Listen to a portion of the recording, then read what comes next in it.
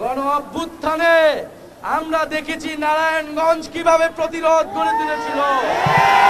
নারায়ণগঞ্জ থেকে যাত্রাবাড়ির শরীরাখরা ঢাকার প্রবেশ মুখে কোন সন্ত্রাসী আওয়ামী ফ্যাসিস্টরা ঢুকতে পারেনি। নারায়ণগঞ্জবাসী বুকের রক্ত দিয়ে প্রতিরোধ তৈরি করেছিল, ঢাকাবাসীকে রক্ষা করেছিল। এদিকে নারায়ণগঞ্জ, ওদিকে সাভার, আশুলিয়া প্রতিরোধ তৈরি হয়েছিল বলেই ঢাকার জনগণ রাজপথে নেমে আসতে পেরেছিল। আমরা সেই নারায়ণগঞ্জের ইতিহাসকে শ্রদ্ধা করি। গণ অভ্যুত্থানের ইতিহাসে নারায়ণগঞ্জের নাম স্বর্ণাক্ষরে লেখা থাকবে।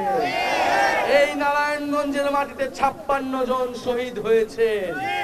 আমরা সে সকল শহীদদের শ্রদ্ধার সাথে স্মরণ করি, তাদের রুহের মাগফিরাত কামনা করি, আমাদের আহত ভাইদের সুস্থতা কামনা করি। প্রিয় নারায়ণগঞ্জবাসী, আজকে কত তারিখ? 18 জুলাই। আমরা ভুলি নাই 18 জুলাই পুরো বাংলাদেশ নেমেছিল ফ্যাসিস্টদের বিরুদ্ধে, কিন্তু বিশেষভাবে নেমেছিল যাদেরকে আমরা শ্রদ্ধার সাথে স্মরণ করতে চাই, আমাদের বেসরকারি বিশ্ববিদ্যালয়ের ছাত্রছাত্রী। আজকে বেসরকারি বিশ্ববিদ্যালয় প্রতিরোধ দিবস।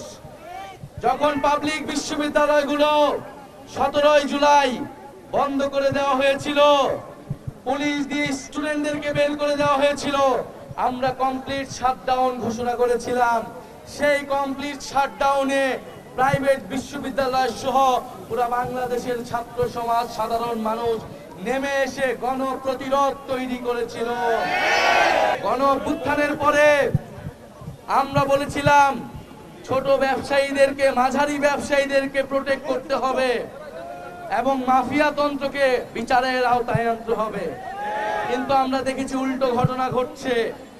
মাফিয়া, অলিগার্ক ব্যবসায়ীদেরকে প্রোটেক্ট করা হচ্ছে নানাভাবে, আর ছোট মাঝারি ব্যবসায়ীরা চাঁদাবাজদের তাড়নায় তারা জীবন যাপন করতে পারছে না।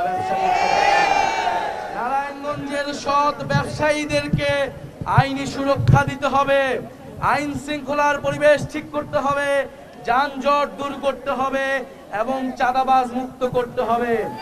নারায়ণগঞ্জকে আমরা কোনো পরিবারের কাছে বর্গা দিতে চাই না, কোনো গডফাদারের কাছে বর্গা দিতে চাই না।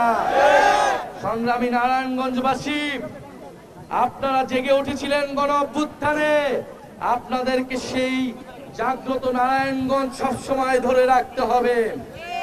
আমরা গণ অভ্যুত্থানে যে আকাঙ্ক্ষা নিয়ে নেমেছিলাম, যেই নতুন বন্দোবস্ত, সেই নতুন বন্দোবস্ত প্রতিষ্ঠার জন্য লড়াই করে যেতে হবে। আমরা এই কারণে বলি, আবু সাইদ মুগ্ধ, এই যুদ্ধ সেদিনই শেষ হবে যেদিন আমরা এই বন্দোবস্তের পরিবর্তন ঘটিয়ে আমরা জনগণের বন্দোবস্ত, গণতান্ত্রিক বন্দোবস্ত প্রতিষ্ঠা করব, জনগণের নারায়ণগঞ্জ প্রতিষ্ঠা করব।